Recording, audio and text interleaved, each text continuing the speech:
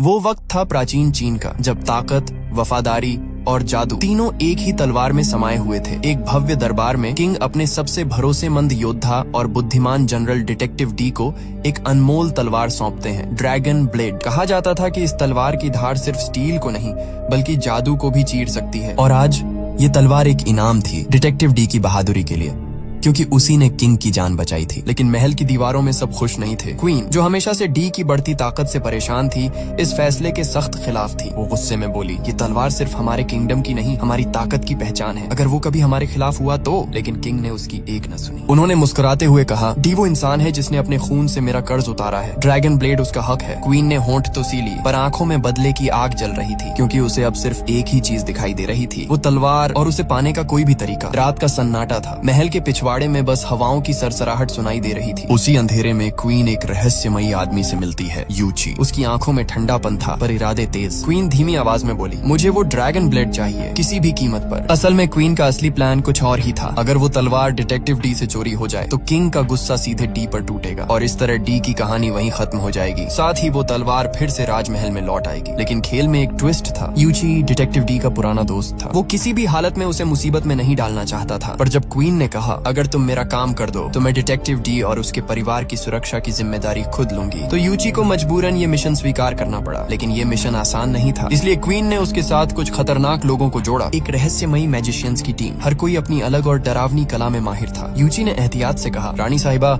इतने संवेदनशील काम में अनजान लोगों को शामिल करना खतरनाक हो सकता है। कहीं ऐसा न हो कि वो हमारे ही दुश्मनों के लिए काम कर रहे हो। क्वीन मुस्कुराई, उसकी आंखों में चालाकी चमक रही थी। टेंशन मत लो यूची, डिटेक्टिव डी को मात देना आसान नहीं है। वो बहादुर भी है और बुद्धिमान भी, इसलिए मैंने ये लोग तुम्हारी मदद के लिए बुलाए हैं। अब ये तुम्हारे आदेशों में रहेंगे। इसी ग्रुप में एक लड़की थी, वाटर मून, जो अपने नाम की तरह ही पानी से खेलती थी। वो जब झील के बीच से उभरी तो उसके चारों तरफ पानी की लहरें नाचने लगी और उसने अपने जादू से पूरा माहौल थमा दिया। बाकियों के हुनर भी कम नहीं थे। किसी के पास हवा में चीजें गायब करने की ताकत थी, किसी के पास आग को काबू करने की। और उनकी लीडर, वो तो जैसे इंसान नहीं, कोई दानव था। अपने शरीर से 4 से भी ज्यादा हाथ निकाल सकता था और उसकी हथेलियों से लपटें फूटती थी। अब ये टीम तैयार थी डिटेक्टिव डी से ड्रैगन ब्लेड छीनने के लिए, पर किसी को अंदाजा नहीं था कि वो तलवार खुद अपनी किस्मत चुनती है। अब कहानी और खतरनाक मोड़ लेती है। यूची और उसकी टीम ने अब अगला कदम तय कर लिया था, डिटेक्टिव डी को शहर से बाहर निकालना, ताकि वो तलवार उसके महल से आसानी से चुरा सके। इसके लिए वो एक चाल चलते हैं। शहर की सबसे मशहूर पेंटिंग शॉप में आग लगा दी जाती है। वो शॉप उसी मशहूर पेंटर की थी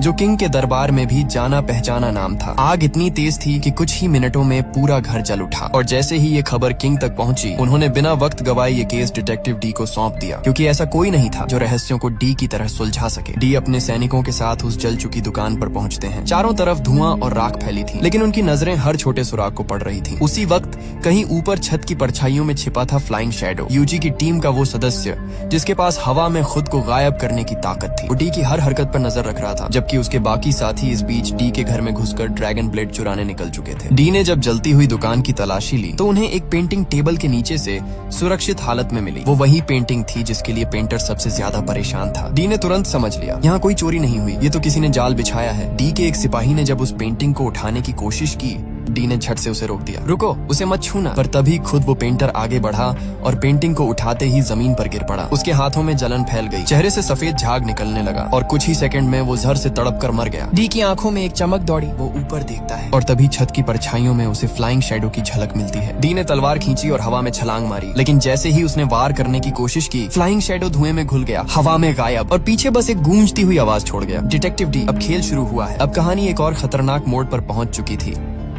फ्लाइंग शैडो अपने जादुई हुनर से एक बांस के बने ऊंचे टॉवर पर चढ़ रहा था और पीछे से डिटेक्टिव डी उसकी हर चाल पर नजर रखे हुए थे। हवा में उड़ते बांस के तख्ते, टूटती लकड़ियों की आवाजें और डी की आंखों में एक ही सवाल, ये आखिर भाग कहाँ रहा है? फ्लाइंग शैडो ने अचानक छलांग लगाई और उसी पल डी की नजर पड़ी जमीन पर रखा एक विशाल मिट्टी का पॉट, जो बाकी सब सजावटों से अलग लग रहा था। डी ने पल भर में समझ लिया, ये कोई सजावटी चीज नहीं, ये जाल है। वो तुरंत विपरीत दिशा में छलांग लगाते हैं और अपने सैनिकों को चिल्लाकर कहते हैं, सब पीछे हटो। अभी जैसे ही सब पीछे हटते हैं, वो पॉट जोरदार धमाके से फट जाता है और उसके अंदर से जहरीली गैस का बादल फैल जाता है जो कुछ ही सेकंड में हवा को जहर बना देता है। वहीं दूसरी तरफ वाटर मून और फायर मैजिशियन अब डिटेक्टिव डी के घर पहुंच चुके थे। अंदर घुसते ही उन्हें एक रहस्यमयी पजल वाला दरवाजा दिखाई देता है जिसे हल किए बिना कोई आगे नहीं बढ़ सकता था। वाटर मून ने अपनी बुद्धिमानी और जादू की मदद से उस पजल को सुलझा लिया। दरवाजा धीरे धीरे खुला और सामने एक लकड़ी का बॉक्स रखा था जिसे खोलते ही उनके सामने ड्रैगन ब्लेड चमकती हुई दिखाई दी। वाटर मून ने झट से तलवार उठाई, लेकिन अगले ही पल क्लिक एक आवाज गूंजी और उनके नीचे की जमीन हिलने लगी। असल में वो असली तलवार नहीं थी, वो तो डुप्लीकेट थी। जैसे ही उसने उसे छुआ, पूरे कमरे में रखे वॉर्स टूटने लगे और तेज आवाजों से पूरा किला गूंज उठा। सैनिकों के कदमों की आहट पास आती जा रही थी। वाटर मून और फायर मैजिशियन ने भागने की कोशिश की, पर तभी छत से एक लोहे का ट्रैप गिरा और दोनों उसके अंदर फंस गए। पर फायर मैजिशियन कोई आम इंसान नहीं था। उसकी आंखों में आग जल उठी। उसने हाथ उठाया और पूरा ट्रैप लपटों में बदल गया। टूटे हुए धातु और धुएं के बीच वो दोनों भाग निकले। पीछे बस जलते फर्श और गूंजते अलार्म की आवाज छोड़कर अब डिटेक्टिव डी को एहसास हो चुका था कोई बहुत बड़ा खेल खेला जा रहा है और असली जंग बस शुरू हुई है। यही दूसरी तरफ हम फिर से यूची को देखते हैं, गुस्से में भरे हुए, सांसें तेज और आंखों में आग। वो डिटेक्टिव डी का पीछा करते हुए अब फ्लाइंग शैडो पर चिल्ला रहे थे, क्योंकि फ्लाइंग शैडो ने अभी अभी डी को मारने की कोशिश की थी। लेकिन तभी यूची को एक भयानक सच्चाई का एहसास होता है। जिन 4 लोगों को वो अपना साथी समझ रहा था, दरअसल वो सब किसी न किसी तरह से डिटेक्टिव डी की मौत चाहते हैं। मगर इन सब के पीछे की असली साजिश अभी भी एक रहस्य बनी हुई थी। अगले दिन हम सबको क्वीन के दरबार में देखते हैं। माहौल भारी था, हर कोई सिर झुकाए खड़ा था। मिशन फेल हो चुका था। क्वीन का चेहरा गुस्से से लाल था। इतने टैलेंटेड होने के बावजूद तुम लोग सिर्फ एक आदमी को भी नहीं हरा पाए। क्वीन की गूंजती आवाज से पूरा हॉल कांप उठा और फिर उसने सबके सामने एक बड़ा फैसला लिया। अब कमान यूची से लेकर तियान को दी जाती है। वो तियान जो एक जादूगर था, जिसकी उंगलियों से आग निकलती थी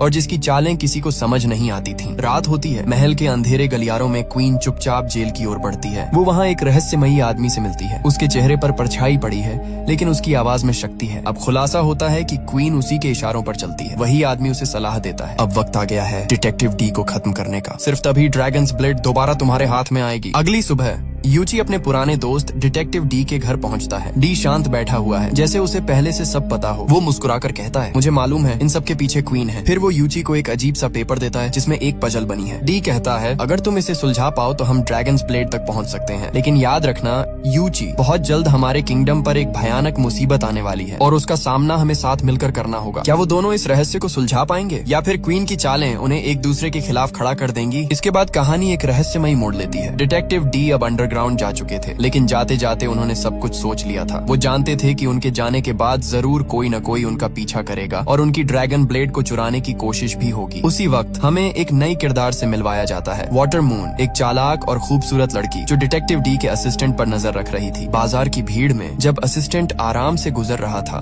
तभी उसकी नजर एक अजीब से सिंबल पर पड़ी। जैसे ही उसने उस सिंबल को देखा, उसकी आंखें धीरे धीरे बदलने लगी। वो वहीं रुक गया और ऐसा लग रहा था जैसे किसी ने उसके दिमाग पर काबू पा लिया हो। वो पूरी तरह हिप्नोटाइज होने ही वाला था कि अचानक भीड़ में से एक आदमी ने आकर उसे खींच लिया। वो आदमी कोई और नहीं बल्कि खुद डिटेक्टिव डी थे, जो रूप बदलकर वहां आए थे। अब सीन कट होता है एक मिस्ट्री से भरे कमरे की तरफ, जहां मोमबत्तियां जल रही हैं। दीवारों पर अजीब से चिन्ह बने हैं और हवा में एक डरावनी खामोशी फैली हुई है। वहीं एक रहस्यमयी आदमी दिखाई देता है जिसके आसपास ब्लैक मैजिक से जुड़ी चीजें पड़ी हैं। यही आदमी है जो पावर में आना चाहता है और इसके लिए वो ब्लैक मैजिक के जरिए क्वीन के दिमाग पर काबू पा रहा है। अगली सुबह हम देखते हैं क्वीन खुद डिटेक्टिव डी के ऑफिस पहुंचती है। वो डी के असिस्टेंट से पूछती है, डिटेक्टिव डी कहाँ है? असिस्टेंट जवाब देता है, वो तो अपने घर गए हैं अपने परिवार से मिलने। क्वीन के होठों पर हल्की सी मुस्कान आ जाती है। उसे अब अपनी चाल चलने का मौका मिल चुका था। वो दरबार में सबके सामने एक नकली ड्रैगन्स ब्लेड लेकर आती है और कहती है, डिटेक्टिव डी अपनी तलवार खो चुका है और इस शर्मनाक गलती की सजा यही है कि उसे उसकी ड्यूटी से हटा दिया जाए। उधर डी का असिस्टेंट ये खबर सुनकर भागता हुआ डी तक पहुंचने की कोशिश करता है। उसके पीछे अब भी वाटर मून उसका पीछा कर रही होती है, लेकिन वो एक असली जासूस की तरह उसे चकमा देकर डी तक पहुंच जाता है और सारी बात बता देता है। और यहीं डी को फिर वही रहस्यमयी सिंबल दिखाया जाता है, वही चिन्ह जिसने पहले उसके असिस्टेंट को हिप्नोटाइज किया था। डी अब इसका राज खोलते हैं। वो बताते हैं कि ये सिंबल इंडिया से आया था। इस चिन्ह की पूजा करने वाले लोग बेहद खतरनाक थे, जो इस निशान के जरिए लोगों के दिमाग पर काबू पा सकते थे। दरअसल इस सिंबल का जो लॉर्ड था वो कोई आम इंसान नहीं बल्कि एक डेमन था। लेकिन अजीब बात ये थी कि उसने कभी इस किंगडम को बचाने में मदद की थी और इसी वजह से पुराने राजा ने उसे अपने साथ रख लिया था। वो आदमी अब विंड वॉरियर के नाम से जाना जाता था, एक नाम जो आने वाले वक्त में फिर से भय और रहस्य का कारण बनने वाला था। अब यूजी के हाथ में वो पावरफुल स्वॉर्ड आ चुकी थी। उसके दिल में एक अजीब सा डर और उत्सुकता दोनों उमड़ रहे थे। वह क्वीन के पास जाकर स्वॉर्ड सौंपना चाहता था, लेकिन मन में एक सवाल बार बार गूंज रहा था, क्या क्वीन अपने वादे से मुकर जाएगी? क्या वह मेरे दोस्त डिटेक्टिव डी को मार डालेगी? जैसे ही यूजी प्लास पहुंचा, उसे सुनकर झटका सा लगा। क्वीन ने डिटेक्टिव डी को हटाकर तियान, जो एक मास्टर मैजिशियन था, को वहाँ का जर्नल बना दिया था। अब क्वीन उसे किंग से मिलवाना चाहती थी ताकि किंग खुद देख सके कि ये लोग कितने ताकतवर और टैलेंटेड हैं। पुराने इंपीरियल मेंबर्स की जगह ये नए लोग एम्पायर का हिस्सा बन जाए। किंग के सामने जब ये सब खड़े हुए, तियान ने अपने बाजुओं की ताकत दिखाना शुरू किया। उसने अपने एडगेट के पास एक तूफान बना दिया, वहीं फायर। मैजिशियन ने अपने हथियारों से बादलों में बिजली पैदा कर दी। जैसे ही तियान अपना मैजिक प्रदर्शन कर रहा था, अचानक उसका पूरा कंट्रोल उड़ गया। जो स्ट्रॉन्ग और डार्क लाइट उसने बनाई थी, वह अब अपने आकार से बाहर हो चुकी थी। चारों तरफ अंधेरा छा गया, लोग दंग रह गए, ये क्या हो गया? तभी अचानक वहाँ मौजूद एक विशाल स्टैचू, जो किसी गॉड का प्रतीक था, हिलने लगा। कुछ ही पलों में वह स्टैचू एक भयानक ड्रैगन में बदल गया। ड्रैगन ने गूंज दी, हुई दहाड़ लगाई और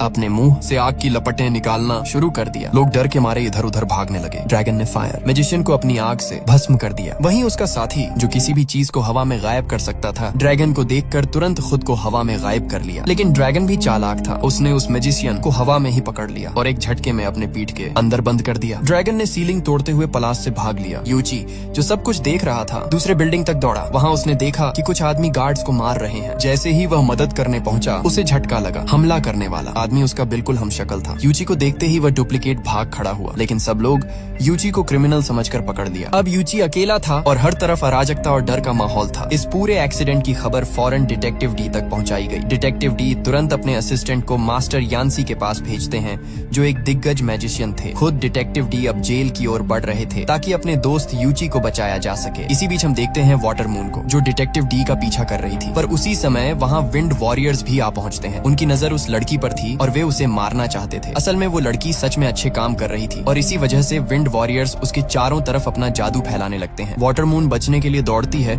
लेकिन तभी उसके पीछे हवा में भेड़ जैसे डरावने डेमंस उड़ते हुए दिखाई देते हैं। डेमंस को देखकर वाटर मून लड़ाई में उतरती है, लेकिन वह उन्हें कोई नुकसान नहीं पहुंचा पाती। डेमंस अचानक एकजुट हो जाते हैं और ज्यादा ताकतवर होकर उसके पीछे पीछे आते हैं। तभी वाटर मून अपने हुनर का इस्तेमाल करती है। वह अपने शॉल को घुमाती है और उसे एनिमीज की आंखों में मारकर 1 मिनट के लिए उन्हें अंधा कर देती है। इसी मौके का फायदा उठाकर वह जंप करती है और उनके ऊपर अटैक कर देती है। लेकिन जैसे ही वह डेमंस के फेस से शॉल हटा देती है, उसके सामने एक चौंकाने वाला दृश्य आता है। ये डेमंस कोई और नहीं बल्कि क्वीन ही थी। क्वीन ने अपनी अजीब और खतरनाक शक्तियों का इस्तेमाल करते हुए वाटर मून पर हमला कर दिया। एक तेज स्टैब के साथ वाटर मून को खतरा हो जाता है। वाटर मून अब भागने पर मजबूर होती है और क्वीन भी उसके पीछे पीछे रिलेंटलेसली दौड़ती है। वाटर मून हर खतरे और हर अटैक से बचते बचते आखिरकार एक सुनसान गोदाम तक पहुंचती है, लेकिन वहां उसकी चोटों की वजह से वह बेहोश हो जाती है। यही सही मौका था कि डिटेक्टिव डी का असिस्टेंट उसे देख ले। वह तुरंत उसके पास पहुंचता है और उसे बचाकर सुरक्षित जगह पर ले जाता है। दूसरी तरफ विंड वॉरियर्स के मैजिशियंस ने शहर में तबाही मचानी शुरू कर दी थी। उनके जादू का निशाना अब आम लोग थे। वे लोगों की याददाश्त मिटाना चाहते थे ताकि कोई भी उनके खिलाफ कुछ न कर सके। और अब हम डिटेक्टिव डी को देखते हैं। उसने यूची को बचा लिया था। वह जल्दी से यूची को समझाते हैं कि क्वीन किसी बड़े खतरे में है। अब उनकी जिम्मेदारी है कि क्वीन को उन विंड वॉरियर्स से बचाए, जो न केवल ताकतवर बल्कि बेहद खतरनाक भी हैं। अंततः वे सभी एक सीक्रेट कीवर्ड की मदद से उस जगह तक पहुंचते हैं जहां क्वीन अपनी इमेजिनेशन की दुनिया में उलझी हुई थी। लेकिन यहाँ उन्हें बड़ा खुलासा देखने को मिलता है। जो क्वीन दिखाई दे रही थी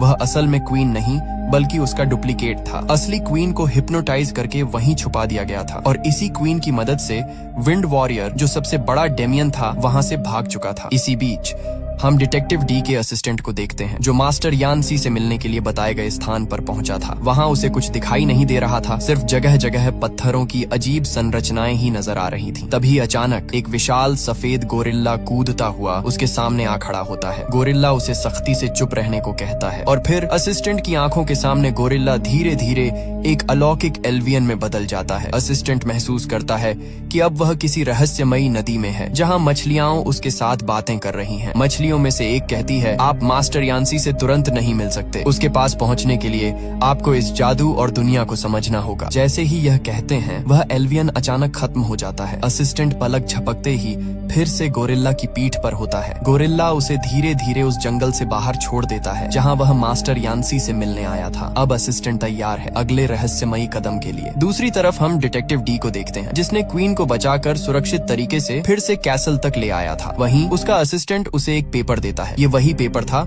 जो पहले व्हाइट गोरिल्ला ने उसके हाथ में दिया था। पेपर में मास्टर यान्सी का कोई संदेश लिखा था, लेकिन इस दौरान किसी को अंदाजा नहीं था कि विंड वॉरियर फिर से उन पर हमला करने की तैयारी कर रहा था। इसके लिए उसने अपने इन्फॉर्मेशन फायर मैजिशियन का इस्तेमाल किया था और यह सच सामने आया कि फायर मैजिशियन भी क्वीन के साथ नहीं था, बल्कि वह भी विंड वॉरियर का आदमी था। उसके इन्फॉर्मेशन के आधार पर विंड वॉरियर ने कैसल पर हमला करने की योजना बना रखी थी। अचानक बिल्डिंग्स के पीछे से एक विशाल और डरावना, पूरी तरह से बर्फ से ढका हुआ मॉन्स्टर दिखाई देता है। उसकी विशालता के सामने हर चीज छोटी लग रही थी। सारे सोल्जर्स मिलकर उस पर हमला कर रहे थे, लेकिन उनके किसी भी अटैक का उस पर कोई असर नहीं हो रहा था। डिटेक्टिव डी ने सबको तुरंत शांत रहने और मास्टर यान्सी द्वारा उनके असिस्टेंट को भेजे गए मैजिकल स्पेल्स पढ़ने को कहा। जैसे ही उन्होंने ये स्पेल्स पढ़े, वहाँ अचानक कई पेड़ उगने लगे। ये पेड़ मॉन्स्टर के मैजिक को कमजोर करने लगे, लेकिन मॉन्स्टर को हराने के बावजूद लड़ाई खत्म नहीं हुई। पीछे से विंड वॉरियर के बाकी लोग कैसल पर हमला कर देते हैं। देखते ही देखते वे सारे सोल्जर्स को हरा देते हैं। डिटेक्टिव डी ने यहाँ बड़ी चतुराई दिखाई। उन्होंने सभी को प्लान भी अपनाने के लिए कहा। उनके असिस्टेंट ने एक विशाल बेल का इस्तेमाल किया और देखते ही देखते हम कई घोड़ों पर सवार सोल्जर्स को कैसल की ओर आते हुए देखते हैं। लेकिन इससे पहले कि ये सोल्जर्स विंड वॉरियर पर हमला कर पाते, हम विंड वॉरियर को खुद बिल्डिंग की रूफटॉप पर खड़ा देखते हैं। वहां से उसने अपना विशेष मैजिक शुरू किया। उसके जादू की वजह से सारे सोल्जर्स एक ही समय में हिप्नोटाइज हो गए। उन्हें लग रहा था कि जिस रास्ते वे जाने वाले थे, वहां एक विशाल मॉन्स्टर बाहर निकल रहा है। विंड वॉरियर के लोग अपने जादुई एरो से सोल्जर्स पर हमला कर रहे थे और ये एरो ऐसे लग रहे थे जैसे हर सोल्जर पर कोई रहस्यमयी क्रिएचर हमला कर रहा हो।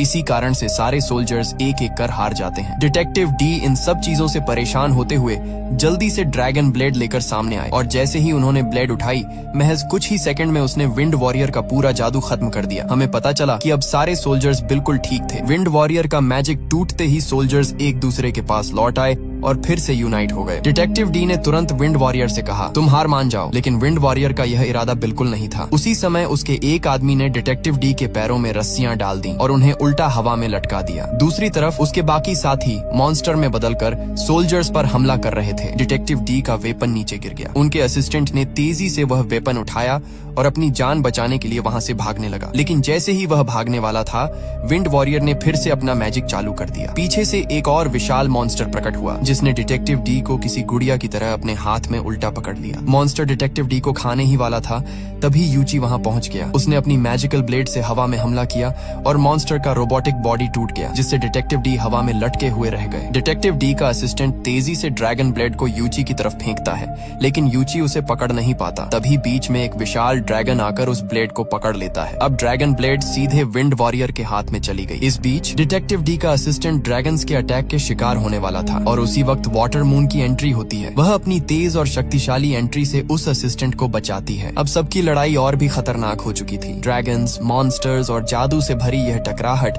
किसी भी पल और भी विनाशकारी रूप ले सकती थी। जब स्वॉर्ड को विंड वॉरियर के हाथों में देखा गया तो ऐसा लग रहा था जैसे युद्ध पहले ही जीत लिया गया हो। लेकिन उसकी जीत का जश्न ज्यादा देर तक नहीं टिक पाया, क्योंकि उसी समय वह भयानक व्हाइट गोरिल्ला एंट्री ले आया। ये वही व्हाइट गोरिल्ला था जिसने मास्टर यान्ची के घर पर डी के असिस्टेंट और रेला टी के असिस्टेंट को पकड़ लिया था। यहीं हमें पता चला कि मास्टर यान्ची सभी को बचाने के लिए आए थे। उन्होंने हवा में उड़ते हुए डेमन से उस सॉर्ड को पकड़ लिया। यह नजारा देखकर विंड वॉरियर का गुस्सा 7वें आसमान पर पहुंच गया और उसने अपने एक विशाल ड्रैगन से मास्टर यान्ची पर हमला करवा दिया और वह डेमन अपने मुंह से अचानक टेंटिकल जैसे भयानक हथियार निकालकर मास्टर यान्ची पर हमला करने लगा। मास्टर यान्ची और उनका गोरिल्ला चतुराई से इन टेंटिकल्स से पूरी तरह छिप गए। लेकिन चौंकाने वाली बात यह थी कि कुछ ही सेकंड में वही टेंटिकल्स जो यान्ची को मारने आए थे, उलटे डेमन पर ही हमला कर देते हैं। इस हमले से डेमन का गुस्सा 7वें आसमान को छूने लगता है। अब डेमन अपनी शरीर में फैली डरावनी आइज को निकालकर